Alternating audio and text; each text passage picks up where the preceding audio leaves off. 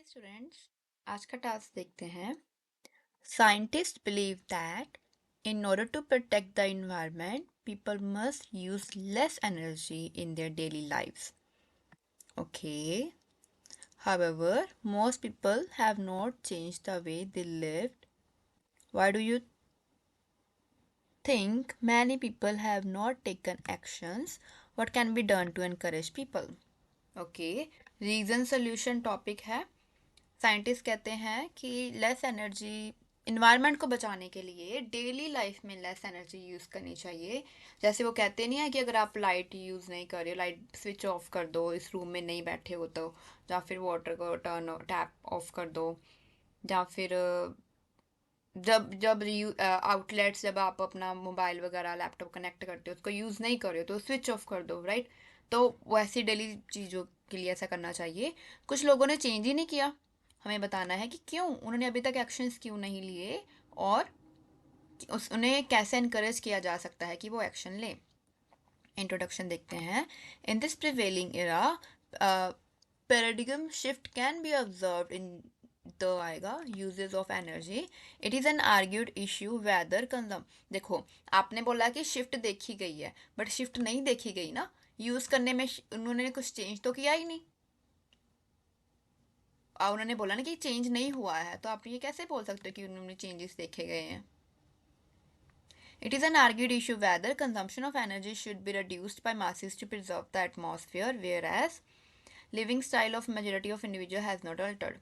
No, I'm so sorry, ये wrong हो गया। वेदर लगा रहे हो कि क्या आपने बोला कि क्या उनको कम करना चाहिए, बट ऐसा तो है नहीं कि क्या करना चाहिए कि नहीं करना चाहिए। उन्होंने क्या बोला है कि करना चाहिए। ऑप्शन तो दिया ही नहीं कि नहीं करना चाहिए। उन्होंने सिंपली बोला है कि हाँ, चेंज करना चाहिए, लेकिन लोगों ने चेंज नहीं की है। तो यहाँ पे आपका, और वैसे भी वेरस के पहले सेमीकोलन नहीं आता, कोमा आएगा अगर करना भी है तो। वेरस लिविंग स्टाइल जो लोगों का चेंज नहीं हुआ है, तो यहाँ पे आपका ये रॉन्ग हो गया। यहाँ पे आप ओल्डो वाला स्ट्रक्चर लगा सकते थे। Also it is suggested by government और अथॉरिटीज और regime to reduce, right, to reduce energy consumption, to preserve the atmosphere, comma करके कि उनका चेंज नहीं हुआ है। तो आपका ये स्ट्रक्चर रॉन्ग हो गया। मैं डिस्क्रिप्शन में यस वहाँ पे आपको लिंक दे दूंगी, वैरायटी ऑफ सेंटेंस स्ट्रक्चर कैसे फॉर्म करने हैं, उनका मीनिंग क्या है और कहाँ पे यूज़ करने हैं। ये तो दो चीज़ें हैं ना। वेयरएज कब करते हैं, जब दो चीज़ें हों, लेकिन उन्होंने एक ही चीज़ का बोला है, उनकी बात नहीं मानी, उसका कॉन्ट्रास्ट किया हुआ है, तो इसलिए आपका स्ट्रक्चर रॉन्ग हो गया। This essay will not only discuss the factors have been okay, reason बताए हैं fine, but also but some errors also be highlighted in order to mitigate the issue. ठीक है, ओके फाइन, सही है। Not only but also body paragraph 1 में इसमें क्या होता है कि अगर आप एक पैराग्राफ में बीपी 1 में मान लो आपने रीज़न दिया, उसका ही सोल्यूशन उसके साथ दे दिया। बीपी 2 में सेकेंड रीज़न दिया और उसका सोल्यूशन दे दिया, तो दैट इज़ फाइन, ये भी एक्सेप्टेबल है। अगर आप ऐसा नहीं कर रहे, अगर आप बीपी 1 में रीजंस दे रहे हो दो, बीपी 2 में सोल्यूशन दे रहे हो दो, तो भी चलेगा। ओके, दोनों वेज करेक्ट है, करेक्ट है। Commencing with the most salient reason why masses have not altered the method of living, it is owing to, ऐसा कर दो, it is owing to unawareness. Okay, unawareness, it is owing to करके आएगा। People are not aware about the preservation of environment is rudimentary. Rather than using mileage electricity, people are consuming more amount. यहाँ तक ठीक था कि वो aware नहीं है, उनको पता नहीं है, बट वो ज़्यादा कम करने की जगह पे ज़्यादा यूज़ कर रहे हैं। इसको थोड़ा सा अच्छा कर सकते थे। लाइक ऐसा लग रहा है कि आपने स्ट्रक्चर जब वो गैप लगाने के चक्कर में आपने ये सेंटेंस लिखा है। हमेशा टास्क रिस्पॉन्स पे फोकस दो कि आपने जो, उन्होंने जो पूछा है उसके अकॉर्डिंग आपने सही किया है, उन्होंने जो पूछा है उनके उसके अकॉर्डिंग रिस्पॉन्स आपका ठीक है, अच्छे से एक्सप्लेन किया है कि नहीं, जो भी पॉइंट सोच रहे हो उसके बाद आप वो कैप या स्ट्रक्चर लगाने का सोचो। तो यहाँ पे ठीक है, अनअवेयर है और कैसा ज़रूरी है। तो इसके लिए आप ऐसा बोल सकते हो कि इसके कारण क्या हो रहा है,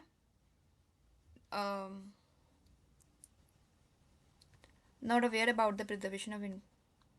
ओके, आप इसमें एक लाइन ऐड कर सकते थे कि उनको नहीं पता कि वो आप ऐसा बोल सकते थे, even though they are aware preservation of environment is rudimentary, चाहे कि उनको पता है कि ये इम्पोर्टेंट है, पर लेकिन रूडिमेंट्री तो बेसिक है ना, लाइक इम्पोर्टेंट नहीं, असेंशियल बोल सकते हो आप।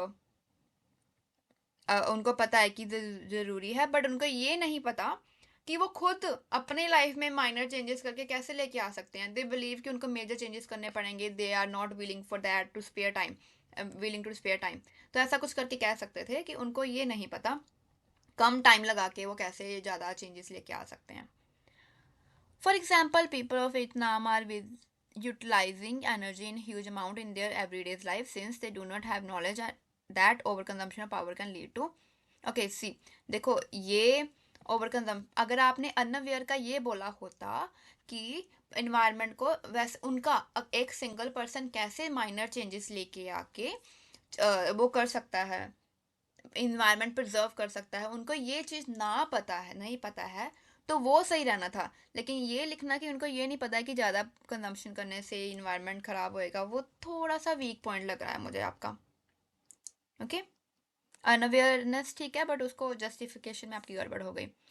More over, carelessness is another cause. Okay, even though some Nations dwellers, apostrophe ऐसा आएगा, are unaware about side effect of overuse of electricity के spelling wrong हो गए on the environment, they just do not want to take any initiative। okay sorry, are aware, मैं सोच रही हूँ कि unaware कहाँ से आ गया। okay, are aware about side effects of, side effect की जगह पे आप डेट्रीमेंटल इम्पैक्ट बोल सकते थे आप। Over usages of electricity on the environment, they just do not want to take any initiative because they do not care regarding this issue, thus people are utilizing more and more energy regardless of knowledge. Okay, और knowledge है या नहीं, ठीक है fine. Solution देखते हैं। Despite the given reasons, one of the preeminent solutions is media campaigns. The regime should organize campus, not campus, campaigns through distinct media consisting television, T small आएगा, newspaper, mobiles and magazines to foster residents to use mileage energy।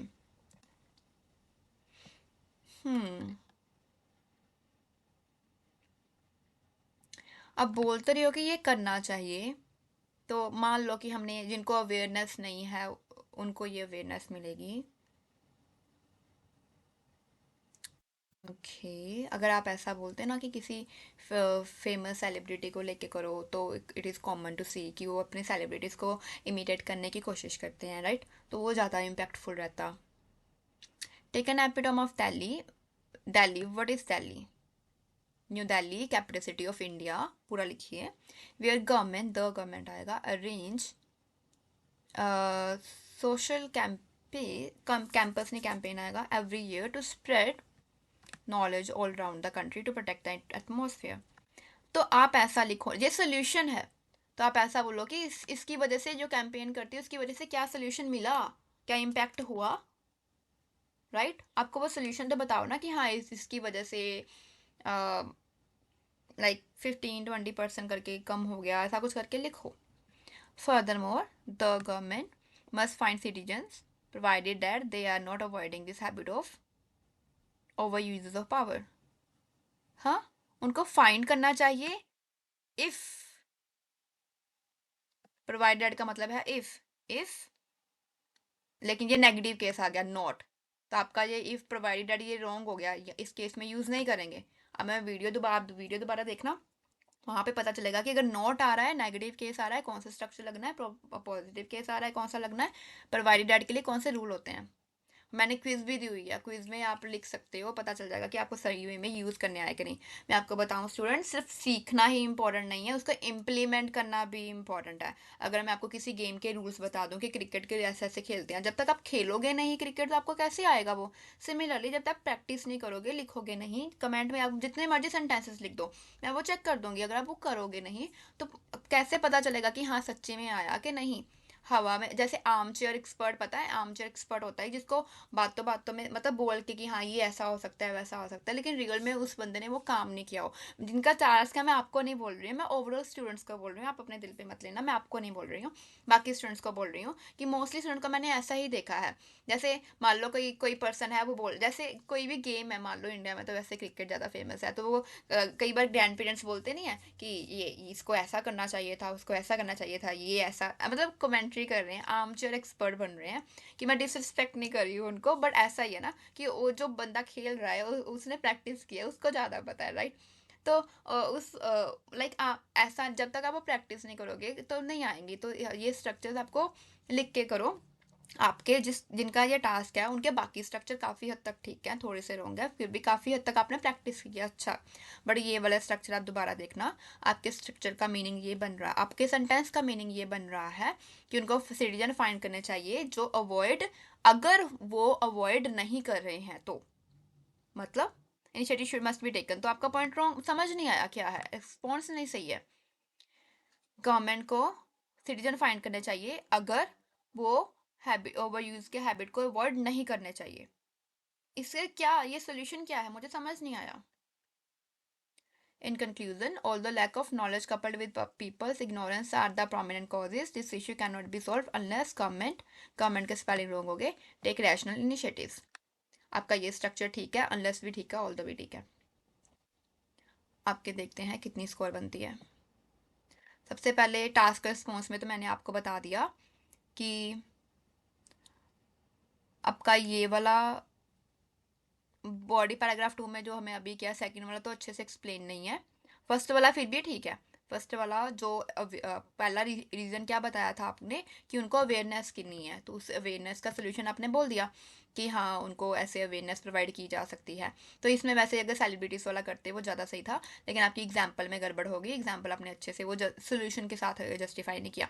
और अगर आपका देखें provided eight further more वाला, second वाला तो अच्छे से जस्टिफाइड नहीं है। अगर टास्क रिस्पॉन्स में सेकंड वाला देखें, हाँ आपकी यहाँ पे गड़बड़ हुई थी, फर्स्ट वाले में एक्सप्लेन नहीं था, सेकंड वाला ठीक था। हम्म आपका फर्स्ट रीजन अच्छा नहीं था, उसका सोल्यूशन अच्छा था, और सेकंड वाला रीजन अच्छा है, उसका सोल्यूशन अच्छा नहीं था। उल्टा हो गया, कोई बात नहीं। देखते हैं स्ट्रक्चर्स को काउंट करते हैं। स्ट्रक्चर्स आपने वेदर और वेयर एज रॉन्ग हो गया, मैं उसको काउंट नहीं करूंगी, मेरा कर्सर कहाँ गया, वेट अ सेकेंड, या ये देखते हैं, नॉट ओनली बट ऑल्सो लगाया है, एक करेक्ट है।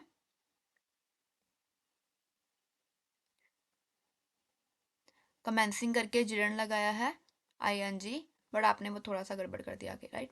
ओइंग टू करके किया है, मुझे लगता है ना ये मुझे, ओ या यहाँ पे है, ओइंग टू करके, ये मुझे लगता है ये मिक्स हो रहा है कर्सर, इसलिए मुझे वो दिखाई नहीं दे रहा। ओइंग टू, तीन स्ट्रक्चर हो गए। रैदर देन वाला ठीक है, बट आपका सेंटेंस टास्क रिस्पॉन्स में गड़बड़ है, स्ट्रक्चर वाइज ठीक है आपका। के बाद इवन दो, फोर स्ट्रक्चर्स हो गए।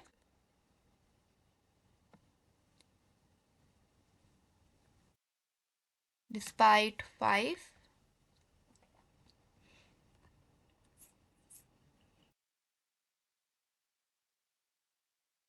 ऑल दो, इवन दो थोड़ा सेम टाइप का यूज़ होता है, इसलिए मैं उसको काउंट नहीं कर रही, अदरवाइज आपका ठीक है, सही यूज़ किया है, बट मैं काउंट नहीं करी बिकॉज हम थोड़ी स्ट्रिक्ट मार्किंग कर रहे हैं। जैसे ओइंग टू लगाया, दूसरी बार ड्यू टू लगाया, दोनों सही हैं, अलग अलग लगाओ अच्छी बात है, पर मैं दोनों को एक ही काउंट करती हूँ, क्योंकि वो फाइनल एग्जाम में जैसे थोड़ी सी स्ट्रिक्ट मार्किंग करनी है ना हमने, इसलिए। तो आपको 25 में से कैसे यूज़ करने हैं, 25 में से कौन से सेम है, कौन से अलग अलग काउंट होंगे, वो भी आप वीडियो में देख सकते हो। मैं अपलोड कर दूँगी, डिस्क्रिप्शन में शेयर कर दूँगी लिंक। आई होप मैंने कोई मिस ना किया हो। 1 2 3 4 5 6 7। ठीक है, आपने 7 किए, स्ट्रक्चर वाइज आपके 7 बैंड बन रहे हैं। आपने वेदर और वेयर एज का रॉन्ग यूज़ किया, तो मतलब 8 9 और प्रोवाइडेड एट 10 11। वैसे फिर भी आपने 11 यूज़ करने की कोशिश की, फिर ठीक है 7 आपके काउंट हो गए। तो आपके ग्रामर के अकॉर्डिंग देखें, task response, lexical resources and grammar. अगर हम ग्रामर में देखें तो भाई आपका ग्रामर का थोड़ा सा उसमें भी 2 स्पेलिंग मिस्टेक हुई हैं। फिर भी आपके स्ट्रक्चर ठीक है, चलो 1 2 का कोई नहीं, मैं आपको 7 दे रही हूँ। बट टास्क रिस्पॉन्स में आई एम सो सॉरी, आपने गड़बड़ कितनी सारी की है, तो टास्क रिस्पॉन्स में मैं आपको 5 दे रही हूँ। लेक्सिकल रिसोर्सेज देखते हैं, स्ट्रेस मत लो, ओवरऑल करके स्कोर मिलेगा।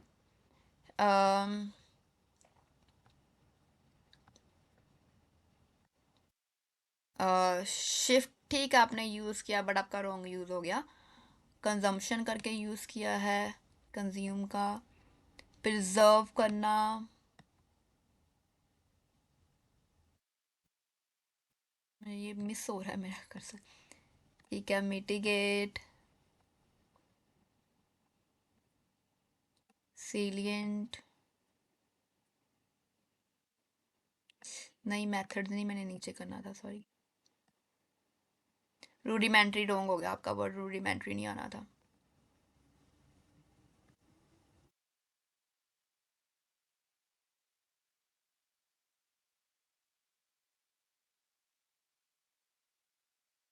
काफ़ी अच्छे वर्ड्स यूज़ किए हैं, देख के लग रहा है कि जो आपकी वो कैप है उसमें सैमर बन रहे हैं। पर देखो, यही आपने गड़बड़ की है कि जो आपके वो कैब और स्ट्रक्चर में सैमन, ओ आपने एक और स्ट्रक्चर यूज़ किया था रिगार्डलेस, ये वाला स्ट्रक्चर भी करेक्ट है, सही में यूज़ किया था, अच्छा यूज़ हुआ है आपका ये। या आपके स्ट्रक्चर में और वो कैब में आपके 7 मिल रहे हैं, इतने सारे यूज़ किए हैं, उससे यही आप, लेकिन आपका टास्क रिस्पॉन्स में गड़बड़ हो रही है। उससे साफ साफ यही क्लियर हुआ हो रहा है कि आपने क्या किया, आपने वो कैब और स्ट्रक्चर लगाने के चक्कर में टास्क रिस्पॉन्स पे फोकस नहीं किया, जो मोस्ट कॉमन प्रॉब्लम है स्टूडेंट्स की। वो ऐसा ही करते हैं। स्टूडेंट्स क्या करते हैं कि उनको पता है कि वो खुश होते हैं कि उनको वर्ड्स आते हैं, स्ट्रक्चर आते हैं, बट उसके चक्कर में बेसिक चीज़ को थोड़ी ना इग्नोर करना है हमने। आपका बेसिक क्या है, टास्क रिस्पॉन्स ना, टास्क रिस्पॉन्स अच्छा लिखा हो तो काफ़ी अच्छी स्कोर आ सकती है। मतलब रॉन्ग नहीं था, आपने अच्छे से जस्टिफाई नहीं किया, राइट। तो उसकी वजह से आपका गड़बड़ हो गया। तो लेक्सिकल रिसोर्सेज में भी 7 मिल रहे हैं आपको, अच्छे यूज़ किए हैं काफ़ी। लेकिन कोहेरेंस एंड कोहेसिव डिवाइसेस में देखें, इन बिटवीन आपने स्टार्टिंग अच्छी की है, एग्जाम्पल के लिए अच्छे लिंकर कनेक्टर यूज़ किए हैं, न्यू पॉइंट स्टार्ट करना है, उसकी एंडिंग करनी है, मोर ओवर कर रहे हो, फॉर इंस्टेंस कर रहे हो, दस कर रहे हो, फर्दर मोर कर रहे हो, टू एपिटोम कर रहे हो, इन कंक्लूजन। तो ये सारे अच्छे यूज़ किए हैं लिंकर कनेक्टर। बट अगर हम ऑर्गेनाइज अच्छे से टॉपिक किया है कि नहीं किया उसके अकॉर्डिंग देखें, तो आपने ये पॉइंट को जस्टिफिकेशन में थोड़ी सी गड़बड़ की है।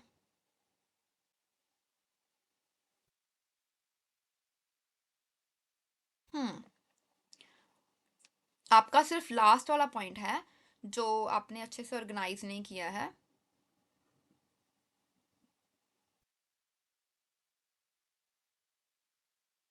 आई बिलीव आपके सीसी में 6 7 नहीं बोल सकते, 6 से ज़्यादा ऐसा बोल सकती हूँ। तो इसके अकॉर्डिंग टोटल करें आपका, तो 5 6 7 एंड 7, तो इसके अकॉर्डिंग बन रहा है 6.25। तो इसमें आपका राउंड अप होएगा या डाउन होएगा? ओह, ये तो मिडल में आ गया। अगर आपके पास 6.35 होता तो इजीली क्लियर था कि 6.5 आएंगे, 6.15 होता तो इजीली क्लियर था कि 6 बैंड आएंगे, लेकिन आपका 6.25 है, मिड में है। तो आपका टास्क जो सीसी है, सेकंड पॉइंट है, मैंने बोला ना कि आपने सिर्फ सेकंड बॉडी पैराग्राफ 2 के सेकंड पॉइंट में गड़बड़ की है, राइट? उसमें बाकी आपने अच्छे से ट्राई किया है करने का। दैट मीन्स उसका पॉजिटिव है। उसका मुझे 6.5 तक लग रहा था, बट आपको इन पैरामीटर्स के अकॉर्डिंग 6.5 नहीं मिलते ना, आपको 5 मिलेंगे ना 6 मिलेंगे ना 7 मिलेंगे, तो इसलिए मैंने 6 दिया। बट आपका वो 6 से अच्छा था, तो इसको राउंड करना हो तो मैं इसको आपका करूँगी 6.2, सॉरी 6.5। इसको मैं अप करूँगी बिकॉज आपका जो वो कैब भी ज़्यादा काफ़ी वर्ड यूज़ किए हैं, आपका सीसी भी अच्छा है, तो आपका 6.5 बन रहे हैं। आपने ये इनका नीचे मुझे ये क्लियर नहीं हो रहा कि आपने किसी पेज के ऊपर लिख के कैम स्कैनर से किया है, क्या किया है इनका, कैसे, किसके ऊपर, इनका कैसे आ गया इसके नीचे, उसके पेज पे कैसे आ गया? या फिर आप उनसे क्लासेस लगा रहे हो, उनके पेज उनके उनसे आपको नोटबुक मिली है, ऐसा कुछ है क्या? कैसा कैसे आ सकता है? चलो एनीवेज, आपके 6.5 भरने हैं, वेरी नाइस। अगर आपको 7 चाहिए तो स्ट्रक्चर्स करेक्ट करने की नीड है। आपने 10 11 12 स्ट्रक्चर यूज किए हैं, आपके उसके स्ट्रक्चर वाइज 8 बन सकते थे। स्ट्रक्चर वाइज अगर आपने रॉन्ग यूज ना किए होते, आपने जो इंट्रोडक्शन की लाइन की है वो रॉन्ग ना की होती, और जो 2 3 स्पेलिंग मिस्टेक थे वो ना किए होते, तो आपके ग्रामर में 8 आ सकते थे, बट आपने वो गड़बड़ की है। तो उससे क्या होता कि अगर मान लो आपका 8 हो जाता, लेट मी काउंट अगेन, आपका 5 + 6 + 7 + 8, नो, फिर तो आपके 6.5 ही पूरे पूरे बनने थे। बट स्टिल टास्क रिस्पॉन्स को हम अच्छे से कंप्लीट कर सकते हैं। कैसे कर सकते हैं कि उसको अच्छे से एक्सप्लेन, देखो आपका पॉइंट जस्टिफाइड नहीं था, एक्सप्लेन नहीं था, मैं दोबारा वो वही चीज़ें रिपीट नहीं करूंगी क्योंकि मैंने जो ऑलरेडी सारा एक्सप्लेन कर दिया है। आपका वो कैप का स्ट्रक्चर वाइज काफ़ी अच्छा है।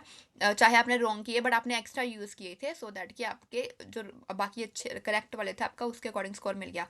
लेकिन टास्क रिस्पॉन्स के ऊपर आपको वर्क करने की नीड है। सिर्फ स्ट्रक्चर लगाने के चक्कर में इसमें गड़बड़ मत करो। ये भी ध्यान दो कि मेरा पॉइंट जस्टिफाइड है कि नहीं। हमेशा पॉइंट अच्छे से जस्टिफाई होना चाहिए, जो कहना चाहते हो उसका मीनिंग निकल रहा है, उसके बाद उसमें अच्छे से explain, just WH family use करनी है, फिर वो कैब ईडियम लगाने की कोशिश, वो कैब एंड स्ट्रक्चर्स लगाने की कोशिश करनी है। काफ़ी अच्छा टास्क है, थोड़ा सा हार्ड वर्क करने से आपका 7 आ सकता है। सिली मिस्टेक्स अवॉइड करो, प्रूफ रीडिंग करो, हमेशा प्रूफ रीडिंग करो। आपने लिख दिया, दोबारा से चेक करो कि कोई गड़बड़ तो नहीं है, तो जब आप खुद चेक करोगे तो आई एम श्योर कि आपके जो 2 3 स्पेलिंग मिस्टेक थे खुद ही आपने चेक कर लेते, अरे मेरे स्पेलिंग रॉन्ग हो गए, आपने खुद ही करेक्ट कर लेते हैं, तो खुद करेक्ट करते तो आपका अच्छा हो जाना था। और प्लानिंग करो, प्लानिंग आपने मतलब टास्क लिखने से पहले लिखना, प्लानिंग करो सारी कि आपने अच्छे से एक्सप्लेन किया है कि नहीं, आपने कोई मिस तो नहीं हो, आपने क्या क्या लिखोगे, कौन से पॉइंट को कंबाइन कर सकते हो, ये मेरा जो मैं लिख रही हूँ इसमें जस्टिफाइड है, सफिशिएंट कंटेंट है कि नहीं है, ऐसा करके। तो अच्छा था। All the best. आप वो 7 बैंड वाला जो टास्क है मैं डिस्क्रिप्शन में दे दूंगी, आप वो देख लेना कि कैसे जस्टिफाई करना है। लेकिन आपका काफ़ी अच्छा टास्क था, इसको इम्प्रूव कर सकते हो, सिली मिस्टेक्स आई बिलीव उसके कारण रॉन्ग हुआ है। Bye bye.